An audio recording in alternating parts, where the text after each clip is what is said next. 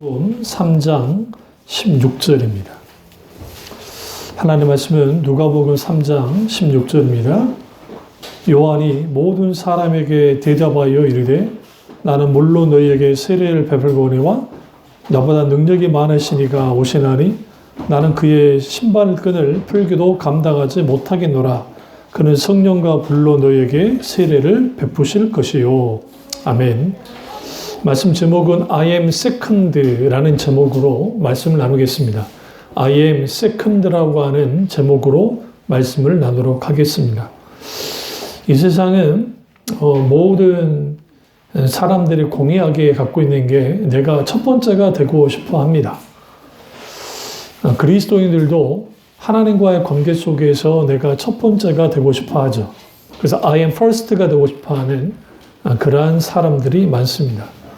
그러다 보니 교회의 주인이 내가 되고 사람이 되어지면 교회의 터줏주감 역할을 하면서 마치 자기가 주인인 것처럼 행사하는 사람들이 있고 또 목사님들도 I am first가 돼버리면 거기에 군림을 하거나 그렇게 되는 것을 보게 되어집니다. 오늘 본문 말씀은 세례요한이라고 하는 아주 독특한 사람에 대해서 말을 하고 있습니다. 세례요한은 마지막 선지자이고 그리고 예수님의 사역의 길을 열었던 선지자 중에 한 명입니다. 세례요한은 역사적으로, 정치적으로, 종교적으로 아주 부패하고 혼돈된 시대에 예수님보다 6개월 앞서서 나와서 그가 이 사역을 했습니다. 우리가 세례요한의 그 일생을 딱 들여다보시면 어떤 면에서는 세례요한처럼 사역할 거면 차라리 사역하지 않았으면 좋았겠다고 여겨질 만큼 너무 짧게 사역을 감당하고 갔던 사람이 세례요한입니다. 그의 평생에 거의 예수님의 사역을 준비하기 위해서 준비했고 그가 어려서부터 광야로 나아가서 낙띠 옷을 입고 석청을 먹어가면서 거기에서 그가 예수님이 오실 길을 선지자로서의 사역을 감당하기 위해서 그가 이제 그렇게 준비했습니다. 거의 30년이나 혹은 27년의 그러한 준비를 했지만 불과 6개월을 사역하고 모든 것을 마치고 하나님 품에 돌아갔던 세례요한. 그는 기꺼이 예수님 앞에 I am second라고 하는 나는 두 번째입니다 라고 그렇게 고백했던 위대한 구약의 마지막 선지자이고 신약의 문을 열었던 선지자 중에 한 명입니다. 그런 의미에서 세례요한이라는 인물은 위대한 선지자입니다. 그러니까 많은 사람들이 예수님이 천국이 침노한 자의 것이다. 그런데 침노한 이후에 세례요한이 위대하긴 하지만 이후의 사람들은 세례요한은 정말 어떤 그 말씀을 들여다보면 마치 세례요한의 볼게 보잘것없는 것처럼 표현됐는데 그런 건 아니고요. 예수 그리스도를 통해서 하나님 나라에 들어가게 되어지고 그러면 여자가 난자 중에 세례요한보다 위대한 자가 없지만 그러나 이미 천국을 침노한 자들의 무리 속에는 세례요한보다 모든 사람이 더 낫다고 예수님이 말하셨어요. 그것은 세례요한 그 자체가 우리보다 못하다는 의미가 아니라 세례요한이 하나님의 나라가 이 땅에 임하도록 그가 주님의 첩경을 평탄케 하기 위해서 왔고 그 사역을 감당했는데 그가 실질적으로 하나님 나라를 마음껏 누리지는 못했거든요. 예수님이 세례요한이 죽고 난 다음에 비로소 뭘 했다고요? 회개하라 천국에 가까우니라고 선포했기 때문에 실질적인 하나님 나라의 복음이 선포됐기 때문에 사실 세례요한은 하나님 나라, 이 땅에 임한 하나님 나라를 마음껏 누리지 못했습니다. 그런 의미에서 여자가 난 자 중에 세례요한이 가장 위대하긴 하지만 하나님 나라에 침노하고 들어가는 자들 속에는 세례요한은 별게 아닌 그런 존재였던 것을 보게 되어집니다. 그러면 세례요한은 어떤 사람이었느냐? 세례요한은 제사장 가문에서 태어났습니다. 이 말은 그 시대에 괜찮은 가문의 사람이었고 그리고 그의 출신 배경이 유대 지역이었던 걸 보면 유력한 제사장 가문이었습니다.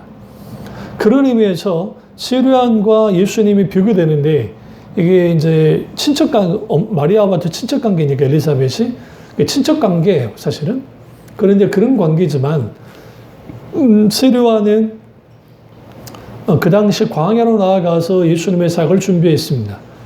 그 당시 예수님 당시 유대 종파가 크게 세 가지가 있는데 하나는 바리새파가 있고 하나는 사두개파가 있고 하나는 SNA파라는 게 있었습니다. 이 SNA파는 뭐냐면 금욕주의를 표방하는 거예요. 그러니까 이 사람들이 그 예루살렘이나 도시에 살지 않고 광야에서 사는 거예요. 여러분이 그 갑바도기아 가서 동굴 보셨죠? 그 비슷하게 똑같이 동굴을 파고 들어가서 그들의 신앙을 지켰던 사람들이 SNA파 사람들입니다. 그래서 많은 신학자들이 시리완이 SNA파였을 거라고 보는 이유가 시리완이 이제 예수님보다 6개월 앞서서 사역을 시작할 때 세례를 주는 것부터 시작하거든요. 근데 그 세례 의식을 SNA파가 주로 했어요. SNA파들이. 그렇기 때문에 SNA파가 했던 그것을 들여다보면 적어도 시리완이 SNA파였을 거를 알 수 있고 그의 거의 전 생애가 사역 준비를 위해서 준비되었고 불과 6개월 쓰임 받다가 하나님의 품에 갔던 그 세상 기준으로는 정말 아쉬운 선지자지만 그러나 또 6개월의 시간이 중요한 건 아니고 충분히 예수님이 이제는 본격적으로 나설 수 있는 토대를 만들었던 선지자였기 때문에 그가 비록 정치적으로 윤리적으로 못 배워서 죽긴 했지만 그랬던 사람이 이 세례 요한입니다. 세례 요한의 오늘 본문에서 예수님이 세례 요한에게 세례를 받게 되죠. 그리고 요한복음을 보시면 예수님이 세례 요한에게 나오십니다. 그리고 세례 요한이 알았죠. 비둘기가 성령이 비둘기 형상으로 예수님에게 임한 걸 보고 그분이 하나님의 아들 메시아인 걸 알았고 그래서 예수님이 세례를 받겠다고 하니까 막 거부하는 거죠. 왜 어떻게 내가 세례를 받아야 되는데 어떻게 내가 세례를 드릴 수 있습니까? 라고 하니까 그렇지 않으면 너는 나와 합당치 않다 말씀하시면서 기꺼이 예수님이 세례를 받으셨어요. 그 세례를 받으신 이유는 뭐냐면 모범을 보여주신 겁니다. 그 세례라는 뜻은 밥티조라는 뜻인데 잠긴다는 뜻입니다. 그러니까 원래 진짜 세례는 약식내 이렇게 뿌리는 약식내부터 시작해서 이렇게 이제 또 물에 들어가서 하는 세례. 저 같은 경우에는 순복음 출신이니까 세례탕에 들어가서 저는 직접 침례를 받았고요. 요즘 우리 아이들은 다 이제 약식내로 하죠. 이제 그것은 침례교분들이 그 장로교나 그런 데서 이렇게 물로 이렇게 딱 해서 뿌려서 하는 약식내나 그런 게, 관수라는 표현도 쓰는데요. 물을 이렇게 붓는 식의. 그런 세례는 진짜 세례가 아니고, 직접 물에 담겨져 세례다라는 식으로 주장하는데요. 성경 좀 보세요. 성경에 물이 없는 곳에 세례를 어떻게 줘요, 그러면? 물이 아주 귀한 곳에서. 실제로 보시면 그 에티오피아 간다게 내시가 광야에서 세례를 받아요. 그럼 완전 물이 잠길 수 있었다고 생각하세요, 거기? 광야인데. 저도 물을 부었을 거예요, 물을.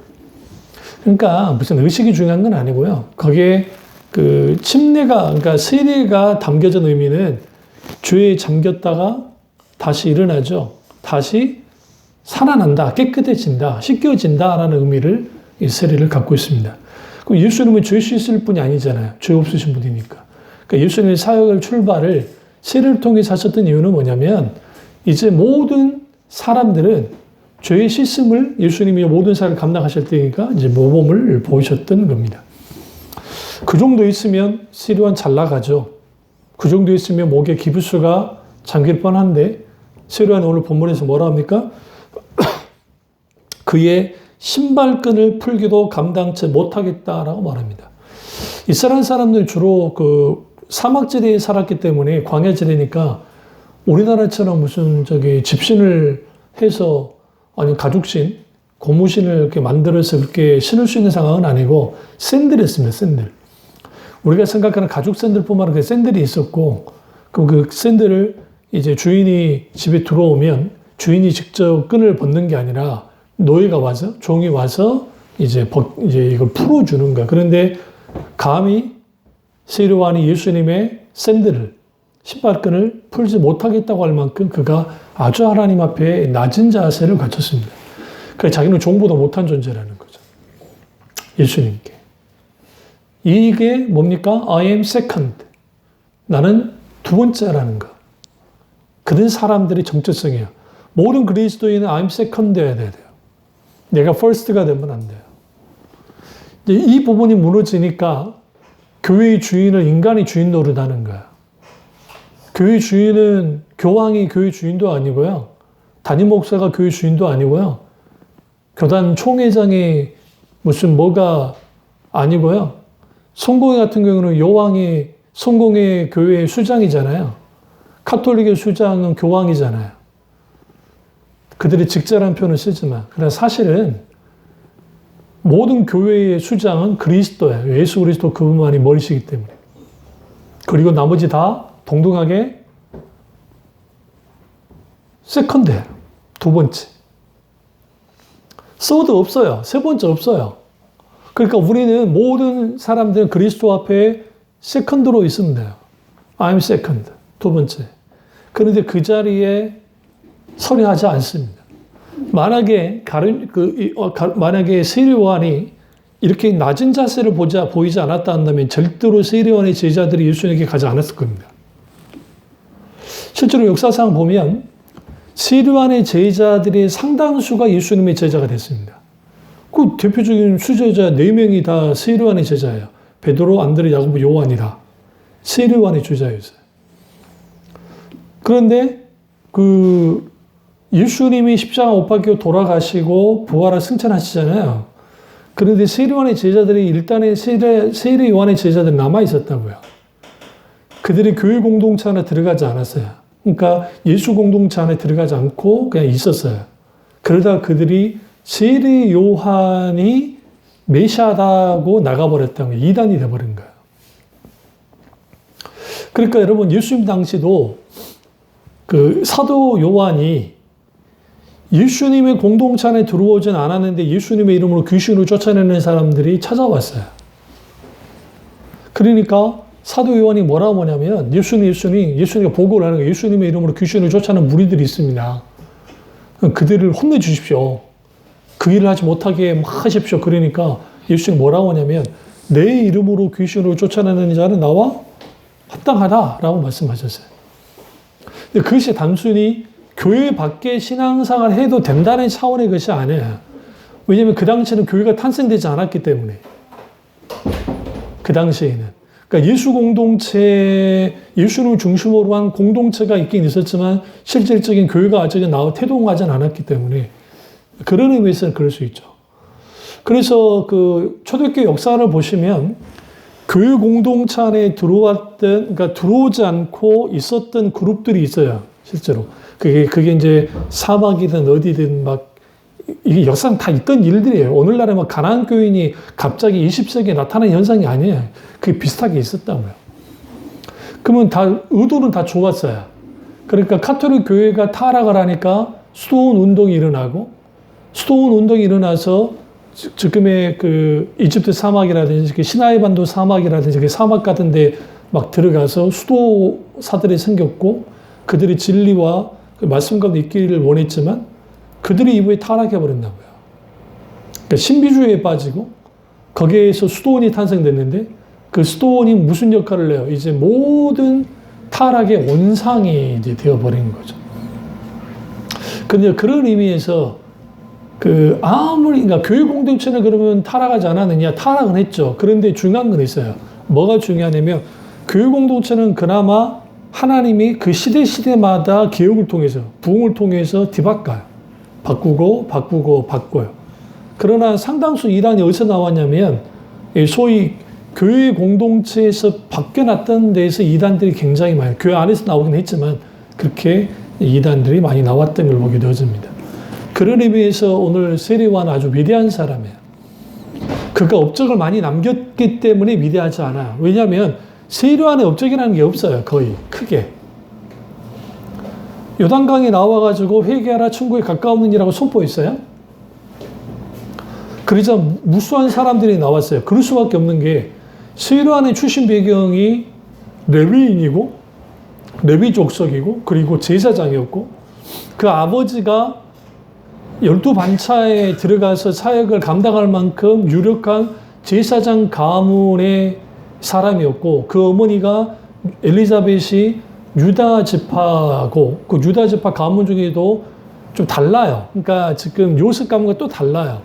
굉장히 그 유력한 가문의 어머니였기 때문에 그러니까 더더군다나 출신지가 어디예요? 당연히 베들레헴 그 지역이에요. 그러니까 유대 지역이잖아요. 유다 지역. 똑같아요. 그러니까 우리나라도 전라도에서 태어났냐, 서울에서 태어났냐, 경상도에 태어났냐. 요즘은 덜하게 되지만 과거에 보면 그러면 지역적으로 저기 어디 깡촌에 태어났다면 너 깡촌에서 태어났는데 서울까지 와서 너 출세했다 그러잖아요. 듣는 촌놈 기분 나쁜데 그 장난말을 하긴 하지만 그러나 유대 지역에서는 유다 지역, 그러니까 유대 지역에서 태어나고 자라난 사람들과 갈릴리 지역에서 태어나고 자라난 사람들이 이게 그 어느 정도로 차별이 심했냐면 그러니까 요즘 뭐 미국 사람이 그 백인들이 흑인들을 차별하듯이 그렇게 차별됐어요. 사마리아 사람이 아닌데도 아주 무시하는 거예요. 그러니까 예수님이 유대 베들레헴에서 태어나긴 하셨지만 예수님이 자라난 곳이 갈릴리 나사렛이었고 그 나사렛이라는 지역은 마을이에요. 도시가 시티가 아니에요. 그러니까 예수님 당시 거기에 몇 가문이 살고 있는지는 몰라요. 근데 아주 한미해요. 그러니까 정말 그 예수님이 목수라고 할 때 캄펜터라는 그 쉽게 목수라는 생각을 우리가 이렇게 나무다라는 목수라고 생각하면 안 되고 그 석공이에요, 석공. 왜 그러냐면 그 지역에 나무가 거의 없어요. 그럼 뭘 다뤘겠어요? 석공. 그런 일을 하셨죠. 그래서 이제 카펜터라는 그 소위 그 목수라는 그 의미는 이제 미국으로 넘어가면서 그런 식으로 되어서 그렇지 실제로 유대적인 배경, 히브리적인 배경을 보시면 예수님이 거기에 더 강합니다. 그런데 그 예수님이 나사렛 출신 예수라고 하니까 사람들이 아주 무시한 거죠. 그 대표적인 게 후에 예수님의 제자가 됐던 나다네엘이 뭐라고 합니까? 야, 어떻게 나사렛에서 선지자가 날 수 있냐, 위대한 자가 날 수 있냐, 그럼 웃기는 소리다. 있을 수 없다. 날려면 어디서 나와야 돼요? 예루살렘. 어디서? 유대 지역에서 나지. 갈릴리도, 다른 갈릴리도 아니고, 그런 총구석에 나겠냐는 거죠. 근데 이게 이제 종교적인 눈으로 그런 것이고, 정치 문화적, 그 다음에 그 경제적으로는 유대 지역보다는 갈릴리 지역이 더 부유했습니다. 사실 왜 그러냐면, 가이사라 필리포, 그 다 갈릴리 지역에, 북쪽 지역에 있었고, 그리고 두로와 시돈, 항구 도시입니다. 항구 도시였기 때문에 아주 부유했습니다. 그 사람들은. 그 로마 통치 아래 있었지만, 그래서 문화적으로도 굉장히 발달했어요. 그래서 가이사라 필리포 같은 경우는 이스라엘 땅이지만 그러니까 이스라엘 땅이지만 아주 그냥 올라가면 국제도시 같은데요. 국제도시라 생각하시면 돼요. 아주 헬라인, 그리스 로마 문화가 꼽힌 곳. 그래서 여러분이 성지순례 가다 보면 놀란 게 뭐냐면 거기 원형 경기장도 있고 그러니까 이스라엘 땅에 원형 경기장도 있고 여러분 같이 여기 공연할 수 있는 그 돔 같은 동그랗게 되어 있던 여러분 에베소에서 보셨다면 그 공연장 있죠. 그런 콜로세움 비슷한 그런 공연장도 있고 실질적으로 지금 로마에 가보시면 로마의 경기장은 그냥 풀로 돼 있거든요. 근데 실제로 경기장의 모습이 거의 갖춰져 있는 게 있어요. 막 그냥 경주하는. 왜 그러냐면, 그러니까 종교적으로는 아주 무시하지만 오늘날 말하면 문화적으로 할 때는 아주 발달된 곳이 또 북쪽 지역이에요. 근데 문제는 뭐냐면 그만큼 많이 타락했겠죠. 그만큼 신앙의 변질이 많아 있었겠죠. 그래서 그런 의미에서 예수님이 나사렛 출신이라는 거, 그리고 그분이 이제 그것도 유다 족속이긴 하지만 어머니 마리아와 요셉, 별 볼 일 없는 부모 밑에서 태어나신 것이죠. 물론 예수님은 성녀로 잉태됐기 때문에 육신의 아버지인 요셉과는 전혀 관계가 없습니다. 사실은 법적으로 아버지일 뿐이고 이제 하나님 아들이신 예수님 그렇게 오신 거죠. 그럼 생각해 보세요. 세례요한의 입장에서 아무리 어머니 쪽으로 먼 친척이라 할지라도 예수님께 신발끈을 매지 못하겠습니다. 쉽지 않아요. 그러니까 시루하는 사람이 어떤 사람이냐? 하나님께 철저히 준비된 사람입니다. 이 사람은 신약의 엘리야 같은 사람이에요. 그렇죠. 신약의 엘리야 혹은 신약의 이사야 같은 사람이에요. 왜냐하면 엘리야나 이사야가 이게 낙태의 털옷을 입고 석청과 메뚜기를 먹으면서 있었거든요. 똑같이 지금 이 세류안이 그런 겁니다. 그럼 세류안은 어떤 선지자냐? 예전에 제가 설교할 때 말씀드렸죠. 왕궁 선지자가 있고 광야 선지자들이 있다 했어요. 외곽 선지자가 있다 했는데 그 세류안은 철저하게 어떻게 양육이 됐냐면 그 광야 선지자로 양육이 됐어요. 그러니까 누구로 이어지냐면 그 모세, 그 요수와 쭉 내려오죠. 그럼 이제 선지자들이 등장을 하잖아요. 첫 선지자의 등장을 많은 사람들이 이제 사무엘로 봐요. 사무엘. 그럼 쭉 가는데 그 이전에 쭉 올라가시면 뭐 아브라함도 선지자라는 표현을 쓰고 모세도 선지자라는 표현을 쓰니까 실질적인 선지자의 등장은 사무엘로 보는데요. 쭉 내려올 때에 하나님과 직접적으로 대화 나누고 하나님으로부터 직접적인 하나님의 인도 따라서 하나님이 양육시킨 실제로 하나님이 철저하게 준비시킨 선지자가 세례요한이었다는 거죠. 그가 나오니까 인기를 끌었어요. 사람들이 몰려오는 거예요. 그 바리새인들도 몰려왔어요. 성경 보세요. 예수님이 사역하시다 바리새인들 몰려온 경우는 없었어요. 거의. 몰래 온 사람이 있었죠. 대표적인 게 니고데모, 아리마대 요셉. 그 다음에 바리새인 중에는 그 문두병 걸렸던 시몬, 그 바리새인 시몬. 그 사람 빼놓고는 예수님께 바리새인들이 나온 사람은 없거든요. 그런데 요단강에 무수한 바리새인들이 몰려왔어요. 그러니까 이제 세례요한이 분노하는 거예요. 왜 분노했냐면 분명히 세례요한은 회개 세례를 주려 했는데 바리새인들은 그런 식으로 세례를 이해한 게 아니라 자기들이 정결하잖아요. 자기들은 처음부터 정결하잖아요. 그러니까 이게 특권으로서의 세례를 이해한 거예요. 나는 특권의 세례를 받는다. 그럼 나머지 너네들은 세례받을 자격이 없는 것들이야. 우리야말로 이 세례를 받아야 된다라고 왔습니다. 그러니까 세례요한이 그들 아주 쫓아냅니다. 막 불같이 화를 내면서 충돌을 해요. 세례요한이. 충돌하자 무슨 일이 벌어졌냐? 바리새인들이 떠나갑니다. 그런데 세례요한을 향해서 바리새인들이 심하게 공격을 하지 않았던 이유 중에 하나는 뭐냐면 그게 배경이에요. 그러니까 그가 제사장 가문에 있었고 유력한 제사장 가문에 있던 사람이고 출신 배경이 너무 좋았기 때문에 막 가진 않았고 다만 이제 세례요한한테 좀 괴짜다, 광인 같다, 그냥 금식하고 막 그런 식으로 하니까 이제 예수님을 공격할 때 세례요한을 꼭 끌어들여가지고 공격할 때 했던 사람이 이제 세례요한입니다. 그러면 우리가 하나님을 섬기는데 오늘 이 2인자의 자리에 나아가는 것이 그리스도인인데 우리는 계속적으로 1인자가 되고 싶어하고 심지어는 하나님 자리에 앉고 싶어하는 거예요. 그럼 나 자신을 먼저 보죠. 나 자신이 있는데 내 자신에게서 나는 first입니까? 아니면 나는 second입니까? 두 번째입니까? 나는 첫 번째입니까? 두 번째입니까? 인간은 기본적으로 내가 첫 번째 되고 싶어요. 내가 주인 되고 싶어요. 주인의 자리에 앉고 싶어요.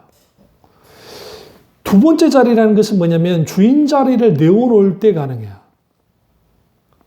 사실 사역은 세례요한이 먼저 시작했고 6개월 형이에요. 예수님보다. 그리고 예수님의 사역과 세례요한의 사역이 다르지 않아요. 이미 부름받기 그렇게 부름받았기 때문에. 그런데 그가 사역의 자리에서도 내려왔고 그리고 그 주인 자리, 그러니까 원래는 그 사역의 주인은 난데 주인 자리에서 내려와서 예수님을 주인으로 모셔들었어요. 내가 두 번째가 된다는 말은 뭐냐면 더 이상 나 자신을 향해서 내가 주인이 아니라 하나님이 주인 되어지는 것, 그것이 두 번째 자리, 2인자가 되는 사람들의 모습이에요. 오늘날 한국 교회가, 오늘날 너무나 많은 교인들이 예수 그리스도를 믿을 때에 구세주로, 구원자로는 믿는데 주님으로는 믿으려 하지 않아요. 무슨 말이냐면 예수님이 나를 구원해 준 것까지는 받아들이겠는데 예수님이 내게 오셔서 나의 주인 되는 거, 주인 되면 나는 뭐가 돼야 돼요? 종이 돼야 되죠. 나는 2인자가 돼야 되니까 그건 못하겠다는 거죠. CCC에서 나온 사형리를 보시면 사형리에 의자를 하나 딱 만들어 놓고 그림을 보시면 거기에 설명이 나오는데 거기에 그 하나님을 믿지 않을 때는 의자 자리에 내가 앉아 있고 하나님은 저 가장 자리에 딱 앉아 그 가장의 딱 끝에 계시는 거예요. 그런데 내가 회개하고 돌이키고 예수님을 모셔드리면 이제는 예수님이 어디로 그 내 의자 중심 자리에 앉으시고 나는 옆에 비껴나 있는 그게 뭐다? 진짜 구원받은 그리스도인의 모습인 거예요. 그러니까 예수 그리스도를 주로 모신다는 게 뭘까요? 사도들이 오순절 성령 강림 이후에 이제 교회가 탄생이 되잖아요. 그러면서 솔로몬 행각에 선포할 때 주 예수를 믿으라. 그리하면 너와 내 집이 구원을 얻으리라 할 때 이게 굉장히 중요한 거예요. 주 퀴리오스 예수를 믿으라 그랬어요. 그러면 주는 뭐냐면 주님으로 믿으라는 거예요. 그 주님은 뭐냐? 왕으로 믿으라는 거예요. 너희 주인으로 믿으라는 거예요. 또 하나는 예수의 뜻이 뭐예요? 저희 백성을 죄에서 구원할 자, 이 구원한다는 의미. 그러니까 예수님은 구원자를 믿으라는 거예요. 이 두 가지가 되지 않으면 진짜 구원받는 백성이 아니에요. 그러니까 내 삶을 주장할 때, 내 삶을 살아갈 때에 하나님이 내 삶을 주장하는 삶을 사는 게 아니라 내가 내 삶을 주장하는 삶을 사는 사람들은 아직 예수님을 주님으로 받아들인 게 아니에요. 그러면 우리는 우리 주체성 없이 살아가자는 말인가? 그 말이 아닙니다. 인간의 진짜 주체성은 어디서부터 생기냐면 나를 창조하신 하나님을 믿고 그 하나님이 내 자아에, 내 중심에 딱 앉으실 때에 비로소 내가 내 자신이 내가 뭐가 돼요? 진짜 나를 발견해요. 나를 알게 돼요. 왜? 하나님을 절대적으로 의존할 수밖에 없는 나를 보게 된다고요. 하나님이 우리를 창조하셨기 때문에 모든 인간은 하나님을 절대적으로 의존하게 만들어졌어요. 이거는 믿는 사람이나 믿지 않는 사람이 똑같아요. 그래서 세상 사람들이 혹은 믿는 사람들도 내가 하는 일이 너무 잘 돼도 불안하고 내가 하는 일이 너무 안 돼도 힘든가 불안하고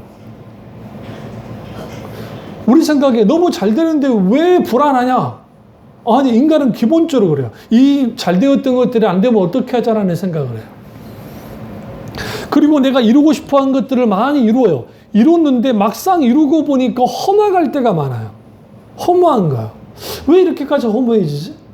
내가 이제 가진 만큼 많이 가졌고 내가 누릴 것도 많이 누려봤고 이룰 것도 많이 이루었는데 왜 이렇게까지 허무함이 있을까? 그 이유는 뭐냐면 마땅히 하나님이 우리 영혼의 자소에 우리 영혼에 계셔야 되는데 그리고 그분과 함께 동행하고 그분과 교제 나누고 그분이 나의 진정한 주인 되셔서 내 인생을 내가 책임지는 것이 아니라 하나님이 나를 책임지는 인생을 살면 그렇다고 우리는 그냥 방종하면서 살아가는 게 아니라 그 주님이 나를 책임지는 그 삶 속에서 주님을 신뢰하고 의지하며 살아가면 그 공허함들이 사실상 뭐가 돼요? 사라져요. 사라진단 말이죠. 왜? 하나님으로 채워지기 때문에. 그래서 I am second. 내가 두 번째 자리에 서려면 어떻게 해야 되느냐? 첫째로 내 자리를 내어드려야 돼요. 그리고 나는 뒤로 물러나야 돼요. 물러남 없이 뭐 없어요? 하나님이 나의 first가 된다는 것이 불가능해요. 그리스도인이라는 표현이 뭐라고 했죠? 그리스도께 속한 자, 그리스도 안에 있는 자, 그리스도로 말미암아 살아가는 사람들이 그리스도인입니다.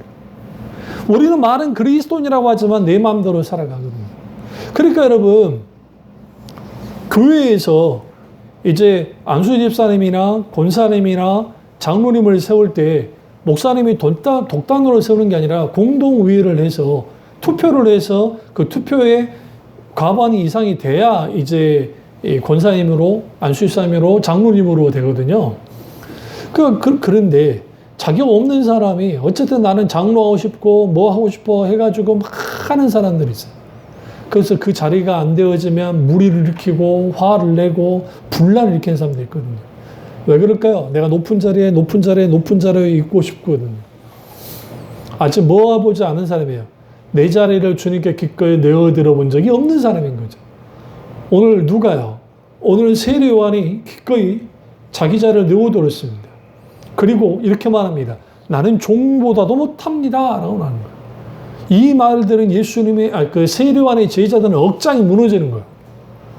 뭐가 선생님이 부족해서 그러십니까? 그러지 않을까요? 아직 예수님이 표적과 이적과 기사를 행하지 않을 때, 사역을 하기 전에 가나에서 혼인잔치에 기적을 일으키는 하셨지만 아직 예수님이 사람들에게 알려지지 않을 때란 말이죠. 그런데 예수님을 향해서 나는 감당하지 못해. 그분은 성령과 불로 너에게 세례를 베푸실 것이다. 라고 말합니다. 그래서 그 신들매의 그 끈을, 그러니까 이게 이제 그 제가 말씀드렸죠. 유대인들이 신고 다니는 샌들 일종이라 있잖아요. 그게 끈을 풀지 못한다는 거죠. 그 정도로 나는 더 미천한 사람입니다. 그 자세를 갖는 거, 그게 아주 중요합니다. 과거에 김병사 목사님이 했던 말씀이 생각나는데요. 그분의 교회가 이제 그 아버지 목사님이, 김우영 목사님이 목회하시고 하시다가 이제 힘든 상황에서 어쨌든 아버지 교회를 물려받으셨는데 빚도 많았죠. 그러면서 하나님 은혜 가운데 그때 당시 또 분당에 막 아파트들이 많이 들었을 때도 하고 같이 맞아 떨어져서 어쨌든 빚도 다 갚고 교인 수가 많이 늘어난 거죠. 그러다 보니까 이제 여기저기 초청하는 데도 많고 가서 이제 집회 또 행사 같은 데 가는데 어느 날가 어떤 행사를 갔는데 여러 큰 교회 목사님도 같이 오시고 왔어요. 그래서 이제 목사님이 톱밥을 잡았지. 아, 나는 저 정도 자리에 앉아 있겠구나. 아무도 목사님에게 저 자리를 가시셔 해주지 않더라는 거예요. 그리고 막 바빠서 그러는지 신경도 안 써주고, 나름 이름이 있는데, 나를 무시한 것도 아니고, 그러다가 기분이 상했어. 기분 상함이 있었어. 그러다가, 좀 그렇다 하다가, 이제 목사님이 앉고 싶은 자리까지 어떤 스텝이 와가지고 이제 헤드라를 해주려는 거예요. 그래서 조금 기분이 풀린데 했는데 찜찜함은 갖고 있었는데, 그리고 집에 딱 돌아왔더니 갑자기 하나님이 김병상아 네가 그렇게 높았냐? 그런 거예요. 무슨 소리입니까? 그러니까 네가 언제부터 그렇게 높았냐는 거예요. 얘 그 끝자리도 못 앉겠디? 네가 끝자리에 앉으면 어른이 와서 그 자리에 앉게 해줄 텐데. 예수님이 그 말씀을 똑같이 하셨잖아요. 성경 보시면. 그러니까 우리가 높은 자리에 앉자라 하지 말고 나 이제 앉아라. 근데 만약에 네가 높은 자리에 앉을 사람이 와선으로 그게 앉게 해줄 거다 전 말씀하신 거죠. 거기에서 교만해진 자신의 모습을 보고 펑펑 울면서 하나님 앞에 회개했다는 거예요. 여러분 그 정도 교세면요. 그 정도 목회하면 그거 당연하게 여겨져요. 그 일이 있고 난 다음에 늘 경계하는 거죠. 정우성 씨가 무슨 말을 했냐면, 정우성 씨가 뉴퀴즈 언더블럭인가 그 프로그램에 나와가지고 퀴즈 맞추면서 했던 게 자기가 연예인병에 들지 않기 위해서 몸부림친다. 세상 배우도. 그러니까 자기도 모르게 연예인병에 걸린대요. 왜? 자기 회사 직원들, 어딜 가도 스태프들 누구고, 심지어는 PD든 누구든지 존중해주고 떠받들어 주니까 자기도 모르게 그런 사람이 된다고 생각하고 자기도 모르게 내가 그런 존재라는 생각을 하게 된다는 거예요. 그 생각이 들 때가 있다면 그때마다 누른다는 거죠. 그러니까 하나님을 믿는지 안 믿는지 모르겠지만 세상 배우도 그렇게 해요. 괜찮은 친구죠. 오늘날 그리스도인들은 내가 높아지려면 안 되고 내가 높은 자리에 앉으려면 안 되는데 어느 날인가 우리의 야망을 막 가지고 막 하는 거죠. 그러니까 우리가 높아지면 높아질수록 예수님은 낮아져요. 주님은 낮아질 수밖에 없어요. 그러니까 결국은 교회에 사람들이 다 높아지려고 하니까 예수님을 교회에서 쫓아내버리는 거예요. 그게 라오디게아 교회예요. 라오디게아 교회는 정상이 아닌 거예요. 어떻게 예수님이 교회 문 밖에, 라오디게아 문 밖에서 두드립니까? 교회 주인이신 분이. 오히려 사람들이 두드려야죠. 문 열어주세요라고. 근데 예수님이 계시록 4장 딱 보시면 거기에서 문 밖에서 두드린다는 거잖아요. 내 음성을 듣고 열면 그는 나와 더불어 맞고 마시리라 하죠. 오늘날 교회에서 예수님이 추방된 경우가 많거든요. 왜? 사람들이 왕이 돼버렸어요. 수틀어주면 목사도 눈에 안 보이고요. 수틀어주면 장로님이고 뭐 권사님이고 누구고 안 보여요. 심지어는 눈에 보이는 어쨌든 그 하나님의 세우신 질서도 안 보이는데 하나님인 줄 보이게 계세요? 그러니까 문제를 일으키고 그렇게 난리를 쳐도 그게 엄청난 하나님 앞에 주인줄을 모르는 거야. 그리고 하나님이 알아서 막 때리고 쳐도 그걸 깨닫지 못해요. 언제 깨닫냐면 본인이 그 일들을 당했을 때 깨달아요. 비로소. 아, 그게 그거였구나 라는 거예요. 그래서 기꺼이 내 자리를 내어드려야 우리는 두 번째 자리에 설 수 있습니다. 두 번째는 우리 모두는 하나님 앞에 두 번째라는 사실을 인정해야 돼요. 첫 번째는 하나님이고 그 다음은 나예요. 예수님이 사랑도 마찬가지잖아요. 나보다 나를 더 사랑하는 자는 내게 합당치 아니하거니와 내 부모보다도 내 아내보다도 내 자식보다도 나를 사랑하는 자는 내게 합당치 않다 그랬다고. 이 말이 너무 충격적인 게 하나님은 너무 독점적이다. 아니요, 그렇게 이해하면 안 돼. 왜 그러냐면 하나님은 하나님 자신을 직접 내어주는 사랑을 해서 하나님이신데 그것도 주기까지 하나님의 독생자이신 예수 그리스도를 우리에게 주신 분이에요. 그래서 우리에게도 요구하는 사랑은 어떤 사랑이에요? 아낌없는 사랑, 다 주는 사랑, 첫 번째 되는 사랑. 그러니까 하나님께 첫 번째 주는 사랑을 드려야 돼요. 그 성경에 보시면 구약이든 신약이든 하나님의 사람들은 하나님도 사랑하고 세상도 사랑하니까 문제가 됐던 거예요. 계속. 하나님은 나만 사랑하는데 나는 하나님만 사랑 안 해. 이것도 사랑, 저것도 사랑해. 그러니까 거기에서 계속 문제가 발생되는 거죠. 그러니까 우리가 왜 두 번째가 되지 않냐면, 두 번째는 사실을 인정하지 않냐면, 어떤 일을 하고 무엇을 하든지 먹든지 마시든지 하나님의 영광을 위해서 하라고 성경 말하잖아요. 첫 번째가 하나님이시고 그 다음이 나여야 되는데 첫 번째가 나고 그 다음이 하나님인 거예요. 최우선순위가 하나님이 아닌 거죠. 이게 바로 세워지지 않으면 절대로 우리는 두 번째 자리에 서지 않습니다. 내 인생에서 최후 우선순위가 뭡니까? 행복입니까? 성공하는 겁니까? 높은 자리에 서는 겁니까? 업적을 쌓는 겁니까? 첫 번째 자리에 누가 앉습니까? 하나님이 아니라고 한다면 우리는 심각한 문제에 발생되고 있는 거예요.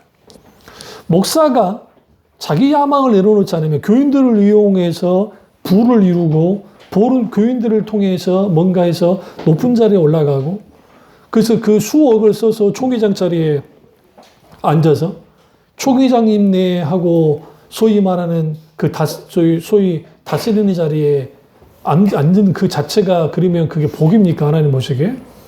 그렇지 않죠. 한국을 한때 대표했던 그 연합체 거기에 최고의 자리에 딱 서려면 수억을 써야 그 자리에 앉는단 말이 있을 때가 있었는데 연합사업을 한다는 소위 찬조한다는 명목하에서 그러면 그 자리에 내가 앉으면 교회 크기만큼 내가 이제 이름도 날리고 그 자리에 감투도 쓰고 하니까 내가 높아지는 겁니까? 그렇잖아요. 절대로 그럴 수 없어요. 그래서도 안 되고. 근데 왜 그렇게 되어지느냐면 내 자리를 내어드리지 않아서 그래요. 최우선순위가 하나님이라는 사실, 난 두 번째라는 사실을 인정해야 하는 그러지 않는 거죠. 그래서 제가 어디 헌신 예배나 하러 갈 때에 이제 우리 교회는 교회가 워낙 작으니까 여기다가 이제 자리를 놓지는 않지만 여기 자리 위에 올라가서 자리에 앉는 걸 목사님들 아주 중요시 여겨요. 또 순서 맡았는데. 그러니까 밑에서 올라와서 순서하는 거하고 위에서 앉아있으면서 순서하는 게 목사님들의 기분이 다르다고요. 그것도 민감하게 반응해요. 저 같은 사람은 상관없어요. 오히려 위에 올라가서 앉은 게 나는 좀 부담스러워. 솔직히. 그래요. 물론 그 당시에 제가 또 나이가 좀 어리고도 어렸기 때문에 지금의 제가 이제 나이가 있으니까 그래도 그렇게 크게 그러진 않는데 그러면 헌신 예배 같은 인도하러 가면 담임 목사님이 이제 앉아 계시고 그때 주로 뭐 하냐면 순서 쭉 하시면 그냥 무릎 꿇고 기도하고 있어요.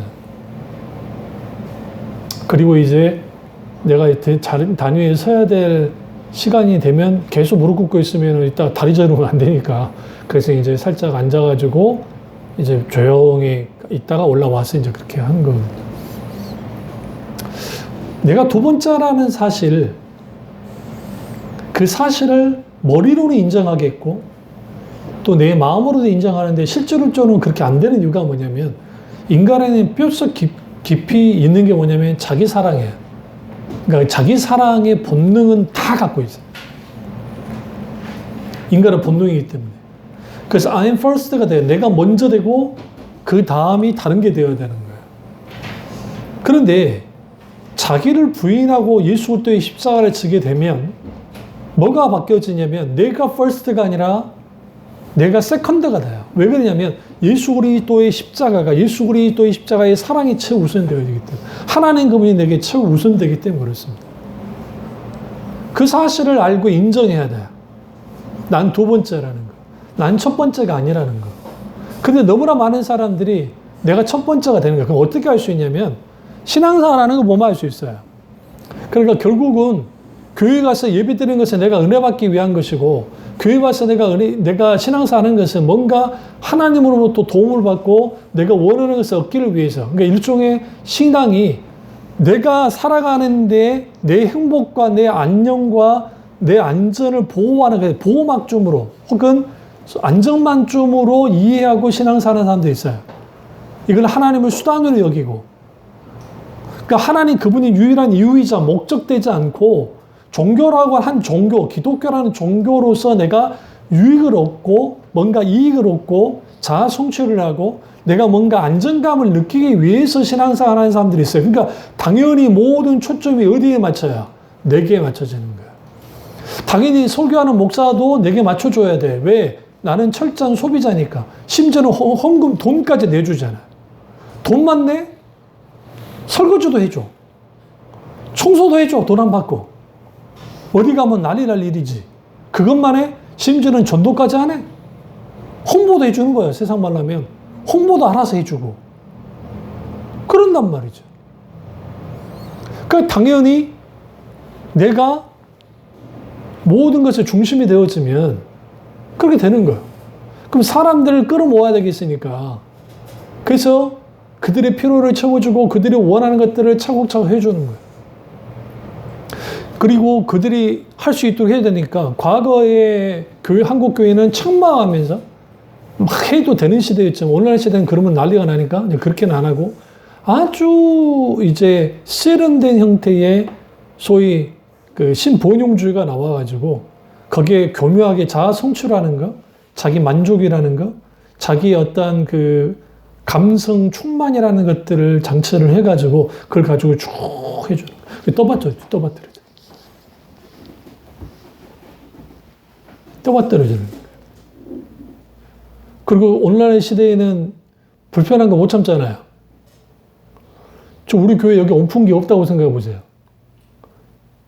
우리 지하교회 있을 때 온풍기 없었거든요. 석유 난로가 있었어요.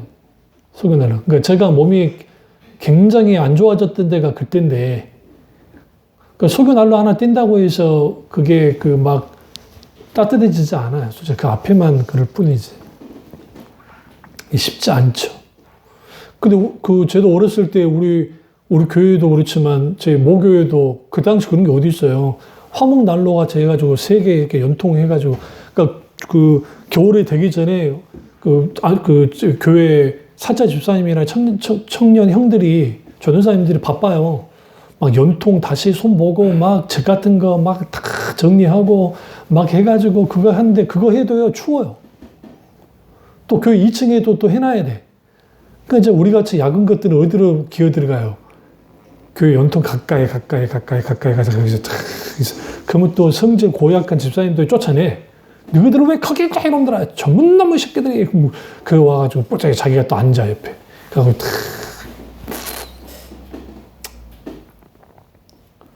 전도사님 눈을 피해서 몰래 고구마도 구먹고 2층에서. 냄새나면 난리 나지만 몰래 구먹기도 하고. 그런 거죠. 그 불편하잖아요. 온라인 시대가 불편한 걸 못 견디죠. 그 시대의 교인 성도들은 다 형편들 그랬으니까 불편한 거 견뎠어요. 그러면서 거기에서 뭐 해요? 하나님께 예배 드렸죠. 온라인 시대는 편해야 돼요. 불편한 거 못 참는 시대예요. 그러니까 당연히 신앙도 불편하면 안 돼. 그렇게 진리의 말씀에서 불편한 것들을 다 빼버렸어요. 그러니까 내가 중심이기 때문에 자기 십자가를 주고 자기를 부인하는 거 아무 의미 없어요. 강조되지도 않고 그냥 교리일 뿐인 거야. 내가 실질적으로 하나님 앞에 내가 내 첫 번째 자리를 내어드리고 난 두 번째 서야 된다는 인식조차도 없어요. 기도할 때 기도 태도만 봐도 알 수 있어요. 모든 기도는 나를 위해서, 나를 위해서, 나를 위해서. 그러니까 과거에 어떤 부흥강서 목사님 말씀처럼 오늘날 너무나 많은, 그 당시에 너무나 많은 교인들이 내가 복음을 따르고 있다고. 내가 복음. 마태, 마가, 누가, 요한 복음 중에 또 하나 복음이 있는 게 내가 복음에가 있다고. 내가 복음을 가지고 살아간다고. 오늘날 그럼 그렇지 않습니까? 다를 법 없죠. 거의 많은 사람들은 내가 복음을 가지고 살아가요. 하나님 앞에 진리의 말씀 앞에 정직하게 대면하지 않으니까. 그래서 여러분, 우리는 철저하게 I'm second, 나는 두 번째라는 거예요. 그 인정해야 돼요. 그래야 교만해지지 않아요. 그래야 뭐예요? 하나님 앞에 나는 뭐가 되는 거예요? 두 번째가 되는 거예요.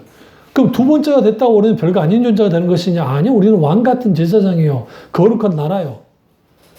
하나님의 진정한 백성이잖아요. 세굴라, 보물 같은 존재잖아요. 그러니까 하나님과 나의 포지션이 하나님의 최후 순서에 두고 내가 두 번째 포지션이 됐을 때 비로소 나됨이 거기 드러나요. 사도 바울이 얼마나 뛰어난 사람입니까? 근데 그가 단 한 번도 첫 번째가 되겠다고 나선 적 없고 베드로가 그런 적도 없어요. 세례 요한만 그런 게 아니에요. 모든 하나님의 사람들, 사도들은 다 두 번째였어요. 그러니까 위대한 거죠. 그게 정상인 거예요. 그런데 초대교회도 마찬가지예요. 내가 첫 번째 되고 싶어 한 사람, 브리스길라, 아굴라 같은 사람들, 자기가 첫 번째 되고 싶어 했죠. 그 외에도 그런 사람들이 굉장히 많아요. 내가 첫 번째 되고 싶어, 내가 중심이 되고 싶어, 내가 더 유명하고 싶어, 사람의 평가를 소중히 여기고, 사람의 사랑받는 걸 더 소중히 여기는 사람들이 많거든요. 그러니까 사람에게 모든 초점을 맞춰놓으면 사람을 위해 사는 거예요. 성경에 보세요. 사울 왕의 특징이 뭐냐면, 다윗과의 특징이 뭐냐면, 자기 자신을 위해서 사울 왕의 기념비를 세웠어요. 성경이 유일해요.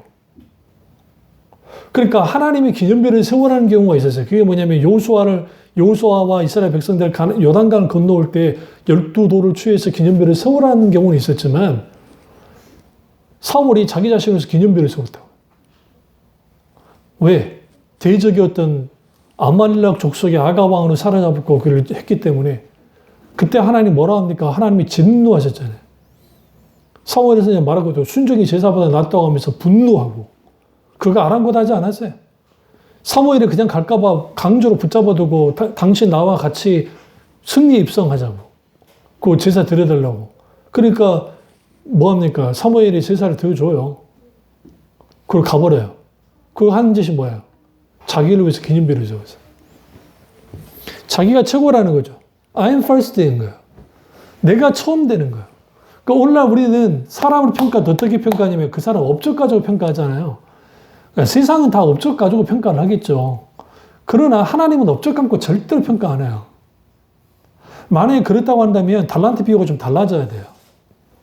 어떻게 달라져야 되냐면 5달란트를 받은 사람이 5달란트를 남겼잖아요. 2달란트 받은 2달란트를 남겼잖아요. 그러면 5달란트를 받은 남긴 자에게 너는 정말 엄청나게 수고했어. 착하고 충성된 종아, 너 정말 대단한 일했어. 그 다음에 2달란트 남긴 그 사람한테 착하고 충성된 내가 너는 5달란트는 못했지만 그래도 조금 많이 남겼으니까 그래도 인정해줄게. 그러면 좋은데 둘 다 뭐라고 그래요? 착하고 충성된 종아 적은 일에 충성했음에 라고 똑같이 말해요. 그러니까 5달란트 남긴 사람도 적은 일에 충성한 거고 2달란트 남긴 적은 일에 충성했다 주는 말씀이에요. 문화 비유는 조금 다르긴 하지만 이거는 논쟁의 의미가 있으니까 일단 놔두더라도 그럼 뭘 의미하냐면 하나님은 업적이 두는 게 아니에요. 하나님은 뭐에 두냐면 그 사람의 믿음에 순종해요. 결과는 하나님이 열매 맺게 하실 거예요. 우리는 결과의 크기를 가지고 대단하다 어쩌다 하는데 그래서 하나님이 우리에게 물으실 때 너 무슨 일하고 왔니? 내가 뭘 얼마만큼 남기고 왔니? 그거 아니고 너를 얼마나 충성했냐 하는 거예요. 너 어떻게 순종했니? 부부적으로 순종했니? 전적으로 순종했니? 여러분, 다윗 정도면 다윗의 업적과 사울의 업적은 비교할 수조차도 없어요. 다윗이 왕이 되고 난 다음에 뭐부터 깨부셨습니까? 그 주위에 있는 나라를 깨부시고 결국은 블레셋까지도 깨부셔놨잖아요. 여러분, 블레셋은 정말 이건 감당이 안 되는 족속이었어요, 솔직히. 근데 다윗 시대가 되니까 블레셋이 아예 깨부셔지고 이후에 역사가 사라져버려요. 블레셋이 역사가 사라져버린다니까. 성경 보세요. 다윗 왕 이후에 블레셋이 힘발이 하던가요? 못해요. 나라가 그냥 사라져버려요. 그냥 사라질 정도로. 그래서 그러면 그 정도면 아니 영적 기념비 아니라 엄청난 왕국을 해야 되는데 세상에 다윗성이라는 걸 잠깐 짓긴 했는데 여러분 생각 다윗성이라고 하니까 뭐 대단한 성을 지었다고 생각합니까? 그거 아니고 그냥 거처할 수 있는 정도 그냥 만들어 놓은 거예요, 다윗이. 그리고 난 다음에 생각한 게 하나님이 성전 지어야 되겠다고 생각한 거잖아요. 이때까지 있던 거 모든 거 해가지고 다윗에게 제일 최우선순위 누구였어요? 하나님이었어요. 하나님. 자기 왕궁이 아니고. 멋지지 않습니까? 그리고 난 다음에 가져온 게 뭐였어요? 법궤 있잖아요. 법궤 가져온 이유가 하나 있어요. 어떻게 하나님, 나는 이렇게 지금 돌로 되어진 집에서 사는데, 돌로 되어진 집에서, 어떻게 하나님의 법궤는 그냥 가죽, 천막에서 살 수 있냐. 그러니까 그 법궤가 있을 수 있냐. 이거는 내가 정말 내가 진짜 가시방석 밭에 가서 못 살겠으니까 이제 선지자한테 말하는 게 나다나 선지자한테 나 이거 성전 짓고 싶은데 어떻게 생각합니까? 선지자요. 자기 마음대로 한 것도 아니고 선지자 무리가 선지자가 너무너무 좋아해가지고 왕이야 정말 잘 생각하셨다고 진짜 우리 그렇게 합시다 했는데 갑자기 하나님이 선지자에게 뭐라 합니까? 짓지 못하게 해라. 피를 너무 많이 봤다. 그런 그 이면을 들여다보셔야 돼요. 하나님의 의미가 있어요. 만약에 다윗이 그 상태에서 저버렸잖아요. 그 성은 다윗의 이름이 높아졌을 거예요. 하나님은 그걸 경계하신 거예요. 다윗은 그런 마음이 전혀 없는 사람이에요. 다윗은 그런 의도를 갖지도 않았어요. 마치 히스기야가 그 모세 시대에 노뱀을 달아서 노뱀을 본 자들마다 사람들이 어떻게 했어요? 다 나았잖아요. 근데 그게 히스기야 시대의 우상이 되어버렸어요.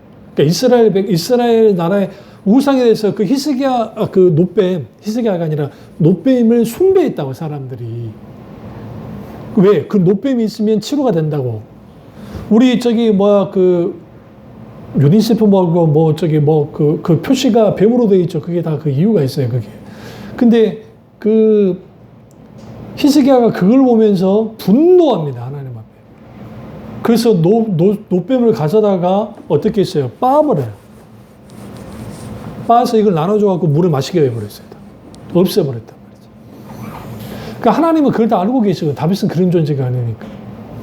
그럼 다윗에게 있어서 모든 건 첫 번째가 하나님이세요. 최우선이에요. 자기는 두 번째라고 알았어요. 제가 그랬잖아요. 다비드 멜렉 이스라엘 왕 다윗. 근데 멜렉 할 때에 멜렉이 왕이라는 뜻인데 다윗은 그걸 알았어요. 나는 주님의 궁전에서 문지기로도 족하다는 거죠. 왕인데 문지기 뭐예요? 문 열어주고 닫아주고 하는 사람이잖아요. 몸 관리하고. 난 그걸로도 족합니다, 하나님.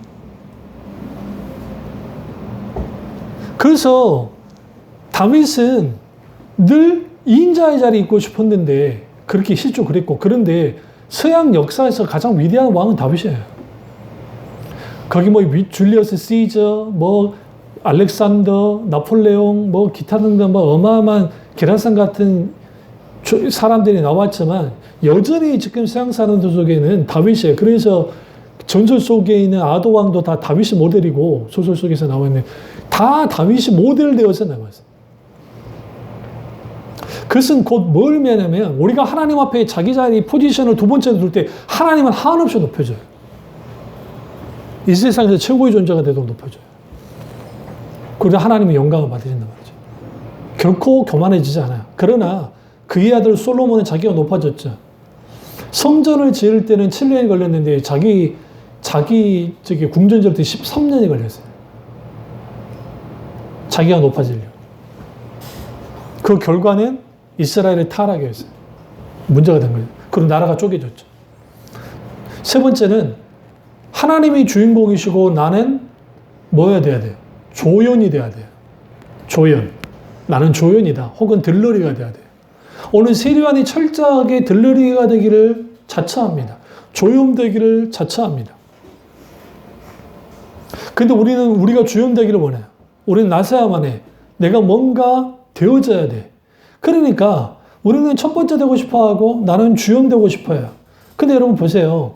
여러분이 과거에 잘 나가는 배우들이 주연으로 막 있다가 갑자기 사라지는 배우도 있고 조연 생활을 참 오래 했는데 지금까지 그 배우 생활 하신 분들 계시잖아요. 연기력도 정말 좋아지고. 그러니까 둘 중에 어떤 거 할래 할 때 그 이순재 씨가 그 말 하셨나요? 반짝 떠가지고 엄청나게 떠가지고 주연으로서 그 사람도 뭐 가치 있다고 생각하지만 그렇지만 꾸준히 연기할 수 있는 그게 정말 복받은 사람이다.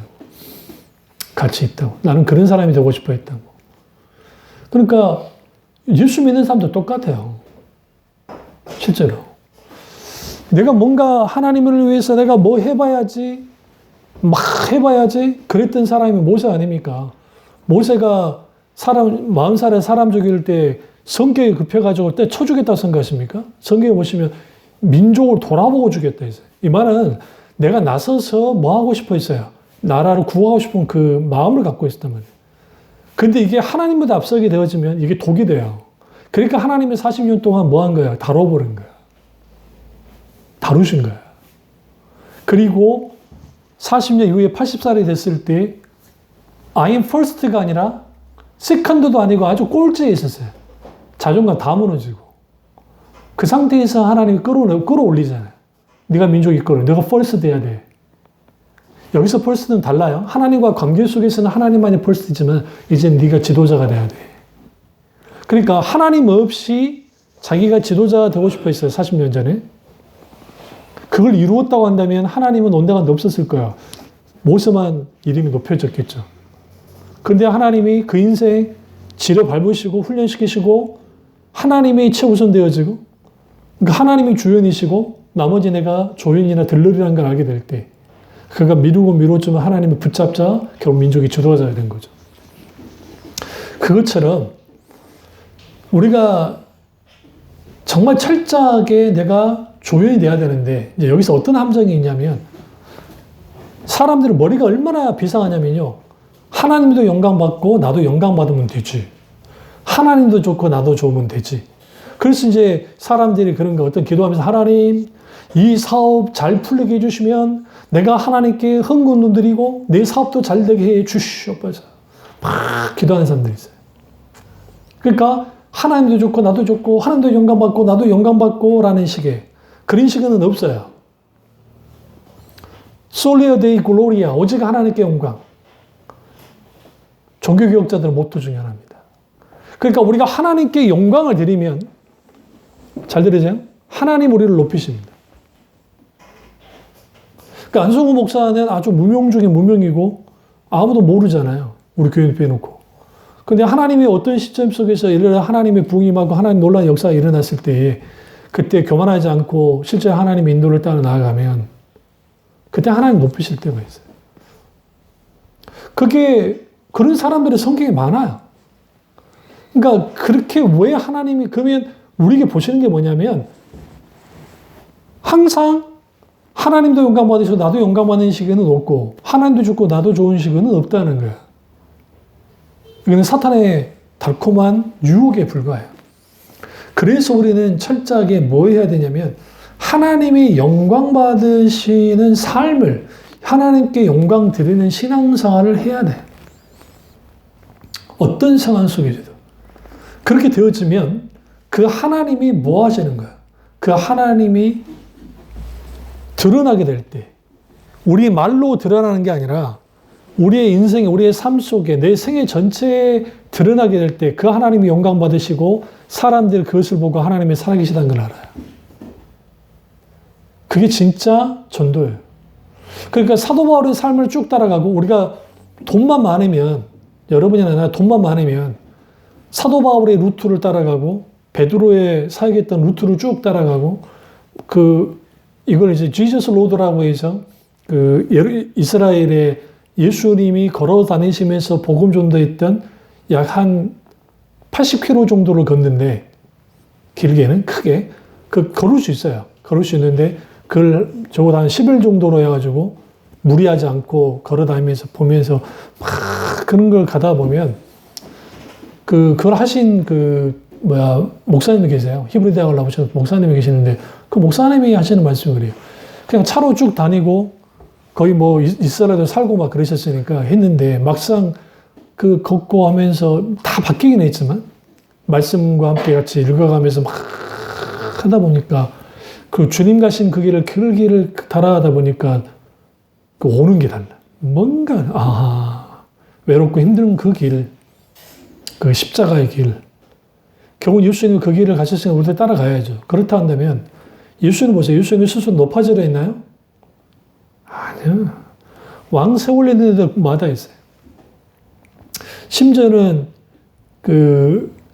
예수 인자가 십자가 죽어야 한다고 하니까 베드로가 예수님께 막 책망을 하면서 난리를 쳤잖아요. 예수님 막 혼을 냈죠. 그러면서 위에 예수님 뭐라 합니까? 내가 지금 12영이 되는 천사를 하나님께로 부르면 12영이 되는 천사가 일시간에 내려와서 전 지구를 쓸어버릴 수 있다 했어요. 그럼 12영이 뭐냐면 로마 군대 편자예요. 근데 한 영이, 제 기억이 맞는지 모르겠지만 어쨌든 거의 한 7만여 명 정도 돼요. 그러니까 12영이 제가 알기로 7만 5천 명 정도. 천사 한 명이 성경에 보시면 천사 하나가 내려와서 히스기야 시대에 18만 5천 명을 죽였습니다. 그리고 그 모세 시대에 그 6월절 있을 때 죽음의 신이 할 때 그 신은 천사야. 근데 두 천사가 내려왔는데 두 천사가 내려와서 이집트에 있는 전 장자들, 그러니까 문설주에 피를 바르지 않는 장자들을 다 죽였어요. 그 밤에. 그러면 동시적으로 예수님이 십자가 지치지 않고 그냥 하나님께 부르짖었으면 내려와달라 했으면 그 천사가 내려왔으면 인류는 그냥 끝났어요. 다 끝났어요. 종결해. 사탄? 설 자리 없잖아요. 당연히 지옥에 쳐넣었죠. 그러니까 우리는 여기서 뭘 할 수 있냐면 마땅히 예수님 그분이 하나님 자신이 높은 자리, 최고의 자리에 계시는 분이지만 스스로 낮추셨잖아요. 하나님이셨지만 인간의 형상을 입고 자기를 낮추셨잖아요. 마땅히 예수를 믿는 사람도 자기 나이를 낮춰야 돼요. 뭐 할수록, 많이 배울수록, 잘날수록, 높아질수록 겸손해져요. 낮춰져야죠. 우리가 하나님과의 관계도 마찬가지고, 우리 지체들과의 관계 속도 마찬가지고, I'm second. 나는 두 번째라는 사실. 그 사실을 명심하고, 하나님을 최우선하는 교우들 되시기를 주님으로 축원합니다. 기도하겠습니다. 기도하실 때 이 말씀이 나의 말씀이자 우리 말씀대로 기도하겠습니다. 사랑해 주는 역사, 존해 주는 우리와 함께 하시고